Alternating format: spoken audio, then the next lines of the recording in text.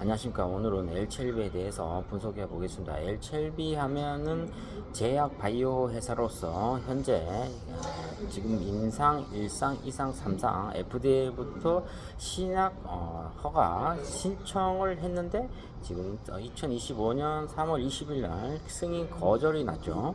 자, 이런 엘첼비에 대해서 우리가 한번 항암제를 만드는 제약 바이오 회사다. 이거에 대해서 디테일하게 한번 분석 한번 해봐야 될 것 같아요. 첫 번째, 이 파이프라인이라고 보는데, 이 파이프라인 같은 경우에는 대부분 이 제품을 개발한다. 우리가 이 파이프, 어떠한 간을 통해서 계속 이제 통과가 되는 거죠. 이제 사람으로 얘기하면 이제 혈관하고 비슷한 거죠. 자, 이렇게 제품을 개발할 거고, 적응증이라는 용어가 또 엄청나게 많이 나와요. 그러니까 이 적응증이라는 것은 어디에 치료를 할 것이냐, 이 약을 어디에 가장 적합하게 치료를 할 것이냐, 이게 적응증이라고 얘기하고, 병용요법은 이제 한 가지의 약을 가지고 이제 두 가지 이상 치료를 한다, 이렇게 나오는데, HLB가 지금 간암 치료제 리보세라립을 FDA부터 지금 임상 1상, 2상, 3상을 했는데, 사실 여기서 임상도 지금 전임상이라고 있죠. 첫 번째 단계.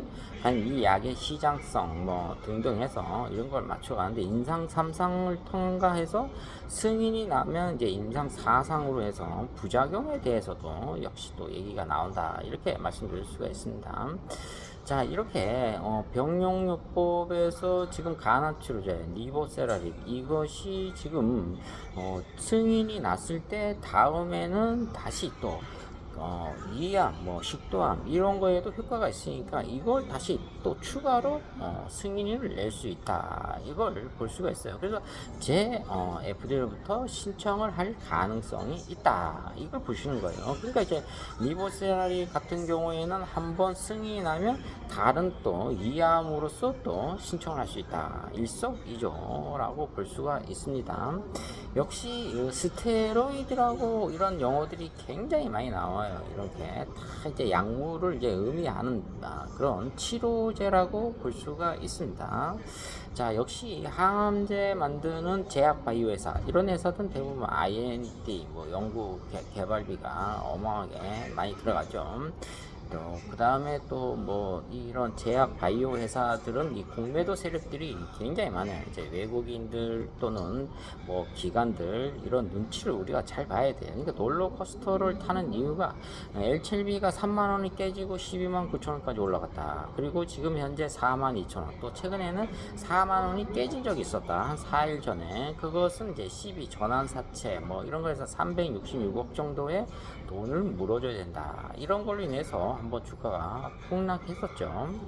자, 그렇기 때문에 이제 주가가 이제 롤러코스터로는 많이 탄다, 이렇게 하고 있고, 우리가 또 이 제약 바이오 회사 보면 이제 글로벌로 가는데, 역시 이제 빅파마라고 이제 엄청난 크기를 얘기하는데, 이런 컴퍼니들이 이제 존슨앤존스가 우리나라 시총이 한 600조 정도 되죠. 계열 회사는 양센부터 해서 많이 있고, 그 다음에 이제 하이자라고 있는데, 역시 저 모더나 이런 코로나 주사 굉장히 유명하죠. 이런 회사도 우리나라로 따지면은 시총이 약 200조 정도 된다. 그 다음에 로스라고 또 제약바이오, 이런 회사들은 다 글로벌 제약회사다. 이런 회사들이 또 M&A 가능성이 있기 때문에 지금 LCLB로서는 그렇게 나쁘지는 않다, 이렇게 볼 수가 있어요. 자, 우리가 임상 실험에 대해서 이제 글로벌 쪽으로 가면 임상 1상 같은 경우에는 한 20명에서 100명, 그 다음에 2상 같은 경우에는 한 300명, 그 다음에 3상 같은 경우에는 500에서 한 1000명 정도 하고 있기 때문에 LCLB로서는 이 임상 데이터가 굉장히 확보되어 있다. 이 FDA부터 이 충족을 할 수 있는 그런 데이터를 갖고 있기 때문에 이 테크놀로지가 높다. FDA로부터 이 CRA 보안 요구서의 테크놀로지에 대해서는 언급한 적이 없다, 이렇게 나오고 있거든요. 그러면은 무엇을 의미합니까? 이 제품, 제조, 공정, 이렇게 나오거든요. 품질, 퀄리티에 대해서는 또 역시 이 스크래치를 내지 않았다. 그러면 FDA가 무엇을 제조 공정에 대한 팩토리, 즉 무균 처리되어 있는 공장에 대해서는 지금 약간은 트러블을 좀 생겼다. 이것을 지금 두 번째 실패를 승인 거절이 당했는데 세 번째는 아마 승인이 날 가능성도 있다. 그러니까 FDA에 대한 이 성격을 우리가 좀 더 세밀하게 디테일하게 한번 분석해 볼 필요가 있다, 이렇게 볼 수가 있습니다. 자, 그리고 또 항암제라는 게 이제 종류가 한 4종류 뭐 5종류 이렇게 나오는데, 이제 뭐 이 화학 항암제, 그다음에 표적 치료제, 그다음에 면역 항암제, 뭐 이렇게 항암제가 세포 뭐 이렇게 뭐 항암제 뭐 이렇게 쭉 나오고 있는데, 이 HLB가 만들고 있는 표적 항암제는 이제 2세대라고 볼 수가 있어요. 그다음에 면역 항암제는 3세대 뭐 4세대 이렇게 나가고 있거든요.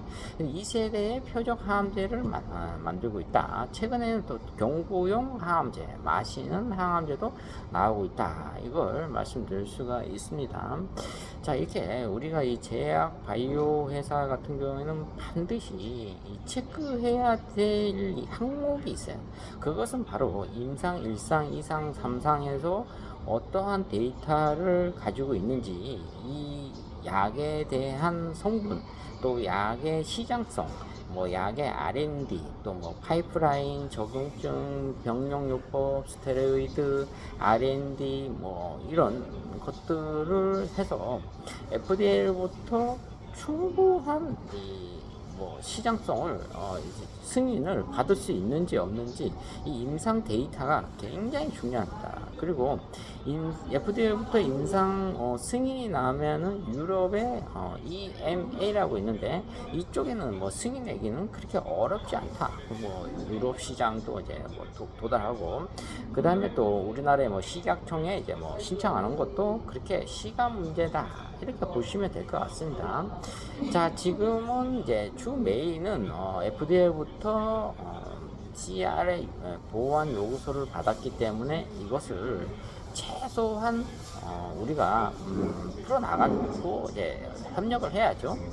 거기가 가장 중요하다고 볼 수가 있습니다.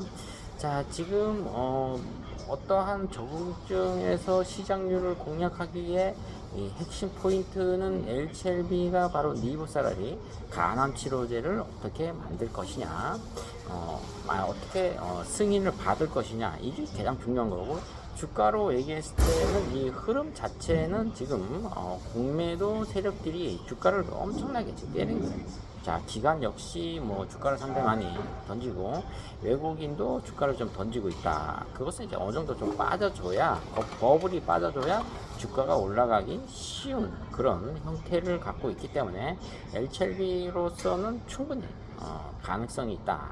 이번에는 허가를 내주지 않지만 다음에는 충분히 허가를 내줄 가능성이 높다, 이렇게 보시면 될 것 같습니다.